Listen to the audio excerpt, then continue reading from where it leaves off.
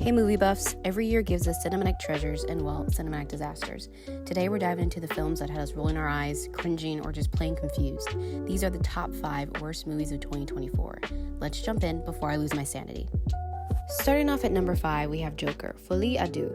Look, I enjoy the original Joker. Dark, gritty, and possibly masterful. But this sequel, it felt like it didn't know what it wanted to be. A musical, a psychological thriller, a weird fever dream. The performances by Joaquin Phoenix and Lady Gaga were solid, but the tone shifts were jarring, and honestly, it didn't need to exist. What do you think? Did it live up to the hype of the first Joker, or just leave you scratching your head? Coming in at number 4, Kingdom of the Planet of the Apes. Now, the reboot trilogy was incredible. Smart, emotional, and gripping. Still one of my favorite trilogies of all time. But this installment, it felt like a direct-to-DVD sequel. The story dragged, the characters were forgettable, and even the visuals felt lackluster compared to its predecessors. The movie opens with a promising premise, but soon the pacing becomes sluggish. Scenes that should be emotionally charged fall flat, and the once awe-inspiring CGI apes now seem almost cartoonish. The heart and soul of the previous films are missing, replaced by a hollow shell that fails to captivate. As a fan of the original trilogy, I was left disappointed, yearning for the depth and complexity that made me fall in love with the series. At number 3, we've got The War of the Rohirrim. As a huge fan of The Lord of the Rings, I was so excited for this. But wow, what a letdown. The animation felt dated, the story lacked the depth we expect from Middle-earth, and the pacing, yikes. It's like they rushed this out just to keep the franchise alive. Honestly, it felt like a shadow of the greatness we know from Tolkien's world.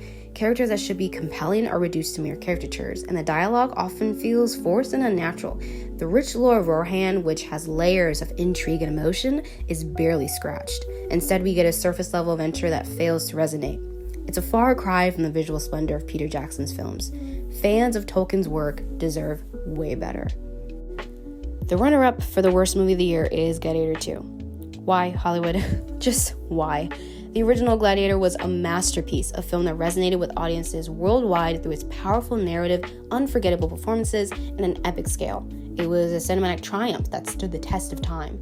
But Gladiator II, it felt like a hollow echo of its predecessor. The deep emotional connections and the grandeur of ancient Rome were replaced with a superficial plot and uninspired characters. The film opens with a scene that tries to capture the glory of the Colosseum, but instead it feels like a cheap imitation. It's as if the film forgot what made the original so special. In the end, Gladiator II serves as a stark reminder that some stories are best left as they are. And here it is, the worst movie of the year, Craving the Hunter. Sony's attempts at making anti-hero movies without Spider-Man have been hit or miss, and this one was a complete miss. The story was incoherent, the CGI was laughable, and the tonal shifts made it impossible to take it seriously. And Craven's character, it felt like they stripped away everything that made him interesting.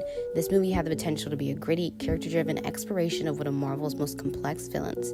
Instead, we got a disjointed mess that couldn't decide whether it wanted to be a dark thriller or a campy action flick.